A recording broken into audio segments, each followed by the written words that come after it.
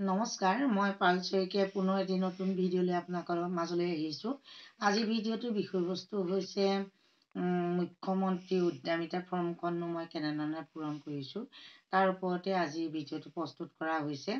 আপোনালোকে হয়তো প্ৰত্যেকেই ফৰ্ম পাইছে বা এই ফৰ্মখন পূৰাবলৈ চেষ্টা কৰিছে, তথাপিতো মই আজি ভিডিঅ'টোৰ আকাৰে আপোনালোকক জনাবলৈ চেষ্টা কৰিছোঁ।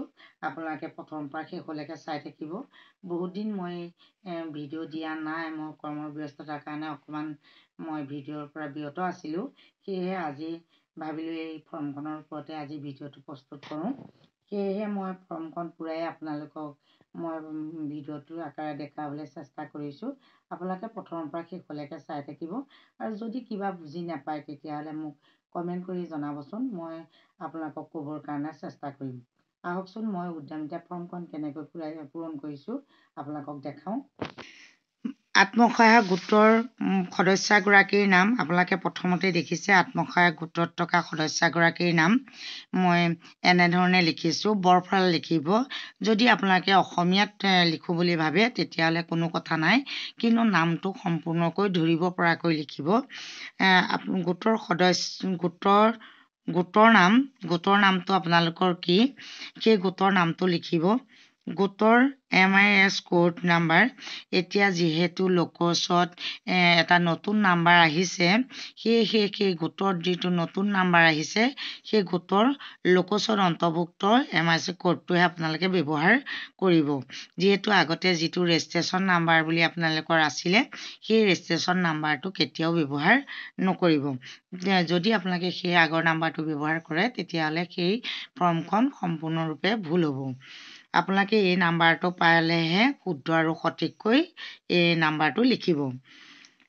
ফোন নাম্বাৰটো আপোনালোকে লিখিব, যিটো ফোন নাম্বাৰ আপোনালোকৰ পাছবুক আৰু আধাৰ কাৰ্ডৰ লগত লিংক হৈ আছে, সেই ফোন নাম্বাৰটো ইয়াত এনেধৰণে লিখিব। জাতি আপোনালোকে কোন জাতি, সাধাৰণ, অন্যান্য পিছপৰা, অনুসূচিত জাতি, অনুসূচিত জনজাতি, যোনেই নহওক আপোনালোকে ৰাইট চিন মাৰি ক্লিক কৰি দেখাব। আবেদনকাৰী মৰাণ মটক জনগোষ্ঠীত অন্তৰ্ভুক্ত হয় নেকি? যদি আপোনালোকে তেনেধৰণৰ জাতিত অন্তৰ্ভুক্ত হয় তেতিয়াহ'লে এনেধৰণে মই যেনেকৈ য়েছ বা ন' যেনেধৰণে লিখিছোঁ তেনেধৰণে আপোনালোকে লিখিব পাৰিব। আবেদনকাৰী চাহ জনগোষ্ঠীৰ অন্তৰ্ভুক্ত হয় নেকি? যদি আপোনালোকে চাহ জনগোষ্ঠীত অন্তৰ্ভুক্ত হয় তেতিয়াহ'লে হয় নে নহয় আপোনালোকে এনেধৰণে লিখিব। ছেভিং একাউণ্ট নাম্বাৰ, আপোনালোকৰ একাউণ্ট নাম্বাৰ, যিটো একাউণ্ট নাম্বাৰটো আপোনালোকে সদায় টকা পইচা লেনা দেনা কৰে, বেংকৰ পৰা উঠোৱা হয় বা বেংকত জমা কৰে, তেনেকুৱা একাউণ্ট নাম্বাৰহে আপোনালোকে ইয়াত ব্যৱহাৰ কৰিব। একাউণ্ট নাম্বাৰটো শুদ্ধ আৰু সঠিককৈ লিখিবলৈ চেষ্টা কৰিব, যাতে এই একাউণ্ট নাম্বাৰটো আপোনালোকে কোনো কটা কুটা নকৰিব বা বগা নামাৰিব। আপোনালোকে শুদ্ধ আৰু সঠিককৈ লিখিব। বেংক একাউণ্টৰ নাম, বেংক একাউণ্ট য'ত আপোনালোকৰ পাঞ্জাৱ নেশ্যনেলেই হওক বা গ্ৰামীণেই হওক বা শুদ্ধ আৰু সঠিককৈ লিখিব। শাখাৰ নাম, আপোনালোকৰ একাউণ্ট থকা শাখা কোন জেগাত আছে সেই একাউণ্ট থকা ঠাইখনৰ আপোনালোকৰ নাম লিখিব। IFSC কোড, এই কোড নাম্বাৰটো লিখিবলৈ যাওঁতেনে গ্ৰামীণৰ কিছুমান কোড নাম্বাৰ অকণমান সাল সলনি হৈছে, সেইটোৰ প্ৰতি আপোনালোকে লক্ষ্য ৰাখিব। যদি আপোনালোকে শুদ্ধকৈ বেংকত সুধি আহি আপোনালোকে নাম্বাৰটো লিখিব, যিহেতু পাঞ্জাৱ নেশ্যনেলৰ এই কোড নাম্বাৰটো কেতিয়াও সাল সলনি হোৱা নাই, সেয়েহে আপোনালোকে এনেধৰণেই লিখিব। গাঁৱৰ নামটো এনেধৰণে লিখিব। আপোনালোকে যদি বৰফলা লিখোঁ বুলি ভাবে আপোনালোকে এনেধৰণে লিখিব পাৰিব। যদি অসমীয়াত লিখোঁ বুলি ভাবে ত'ত কোনো বৰফলা সৰুফলা বুলি কোনো কথা নাই, আপোনালোকে এনেধৰণে লিখিব পাৰিব। পাছপোৰ্ট ফটো এখন আপোনালোকে এই জেগাটোত আপোনালোকে লগাব।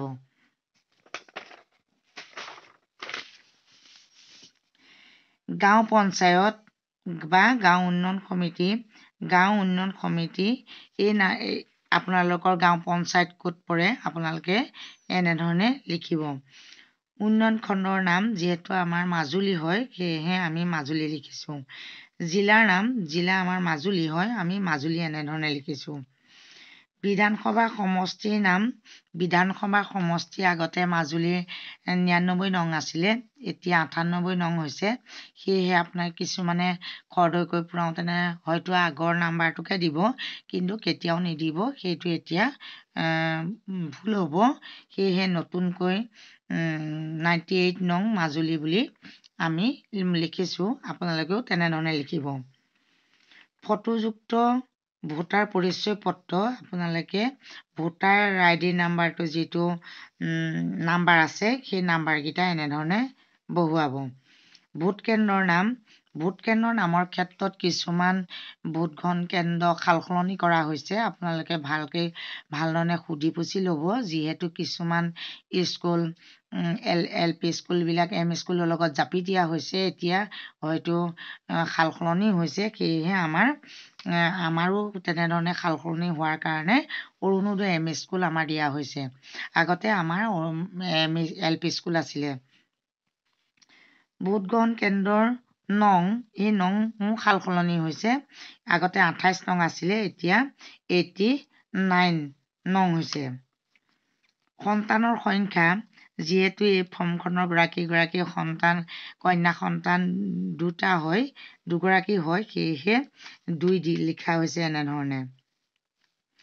বিদ্যালয়লৈ যোৱা 3 বছৰৰ পৰা 14 বছৰ বয়সৰ কন্যা সন্তানৰ সংখ্যা যিহেতু সৰু ছোৱালী 2জনী আছে, সেয়েহে 2 দিয়া হৈছে।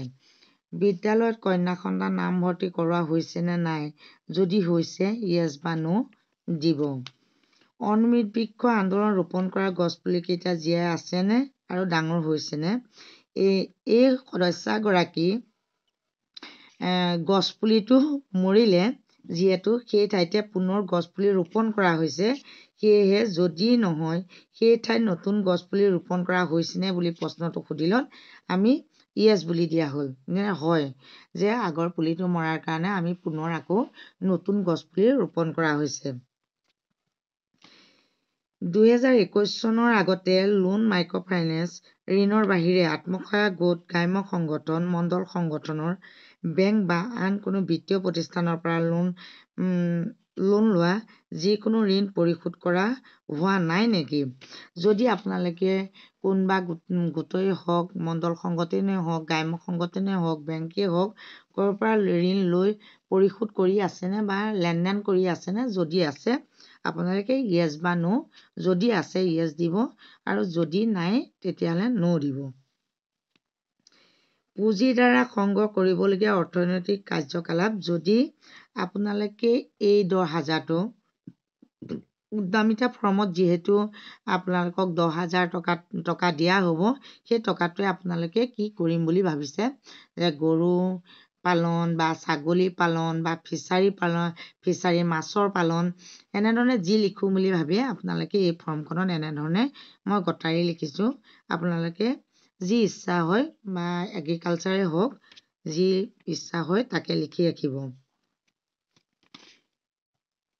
এতিয়া চাওক, এনেধৰণে লিখিছোঁ, মই এগৰাকী জোনমণি ডেকা শইকীয়া, স্বামী নৱজিৎ শইকীয়া, ইয়াৰ দ্বাৰা ঘোষণা কৰিছোঁ যে ওপৰত প্ৰদান কৰা তথ্যসমূহ মোৰ জ্ঞান আৰু বিশ্বাস অনুসৰি সত্য, যে তেখেতে স্বজ্ঞানে এই কথাখিনি যে আমি লিখিছোঁ এইখিনি সকলোখিনি সত্য, মিছা একো লিখা নাই। সেয়েহে আমি এনেধৰণে লিখি পেলাই তেখেতে এই ঠাইত আবেদনকাৰী স্বাক্ষৰ ইয়াত শুদ্ধকৈ তেখেতে চহী কৰি দিছে। তাৰিখ যিহেতু নিদিব, যি তাৰিখত আপোনালোকে ফৰ্মখন জমা দিব সেই তাৰিখতে আপোনালোকে এই তাৰিখটো বহাব, স্থানটো আপোনালোকে লিখি ৰাখিব। সংকল্প পত্ৰ 1, এই পত্ৰখনৰ সংকল্পৰ ভাগ যদি ছোৱালী কন্যা সন্তান থাকে তেতিয়াহ'লে এই সংকল্পটো আপোনালোকৰ কাৰণে প্ৰয়োজনীয়। কি লিখিছে আহকচোন চাওঁ। ইয়াৰ দ্বাৰা মই শ্ৰীমতী জোনমণি ডেকা শইকীয়া, পিতা বা স্বামী নৱজিৎ শইকীয়া, 34 বছৰ হৈছে দেখিছে, লখিমী আত্মসহায়ক গোটৰ এগৰাকী সদস্য, MIS কোডটো আপোনালোকে এনেধৰণে লিখিব, মই গৃহতাৰে শুদ্ধ অন্তৰে ঘোষণা কৰোঁ যে মই এগৰাকী কন্যা সন্তানৰ মাতৃ, সেয়ে মই কন্যা সন্তানৰ শিক্ষা প্ৰয়োজনীয়তা সম্পৰ্কে অৱগত। যদি আপোনালোকৰ কন্যা সন্তান থাকে তেতিয়াহে এই ঠাইত আপোনালোকে লিখিব। যদি কন্যা সন্তান নাথাকে তেতিয়াহ'লে লিখিব নালাগে। এইখিনি যদি প্ৰয়োজন হয় তেতিয়াহে আপোনালোকে লিখি ৰাখিব। ইয়াত আপোনালোকে দুজোপা যেনেকৈ আপোনালোকে গছপুলি ৰোপণ কৰিছিলে আৰু যদি গছজোপা মৰিছেও তেতিয়া বেলেগ গছপুলিও আপোনালোকে ৰোপণ কৰিছে, তেতিয়াহ'লে 2 কপি ফটো মাৰি ইয়াত এনেধৰণে 2 কপি ফটো মাৰি আঠা লগাই মাৰি দিব। আৰু আপোনালোকে যিহেতু আগতে লিখিলে যে তেখেতে ছাগলী পালন কৰিব, তেতিয়াহ'লে আপোনালোকে ইয়াত চাব যে ছাগলী পালন ক'ত আছে। যদি ছাগলী পালনৰ ঠাইত লিখে ছাগলী পালন, দেখিছেনে, তাত গটাৰী বুলি লিখিলে ইয়াত এনেধৰণে ক্লিক কৰিব। তেতিয়াহে এই ফৰ্মখন শুদ্ধ হ'ব। তেতিয়া আপোনালোকে বিজনেছ প্লেনটো বনাবলৈ আপোনালোকৰ সুবিধা হ'ব। এতিয়া ইমানতে মই সামৰিছোঁ। যদি আপোনালোকে কিবা বুজি পোৱা নাই মোক কমেণ্টতে জনাবচোন। আৰু যদি আপোনালোকে ভিডিঅ'টো চাই ভাল পাইছে, লাইক, কমেণ্ট, শ্বেয়াৰ আৰু ছাবস্ক্ৰাইব কৰি দিব, যাতে পুনৰ ভিডিঅ' আপোনালোকে পাই থাকে।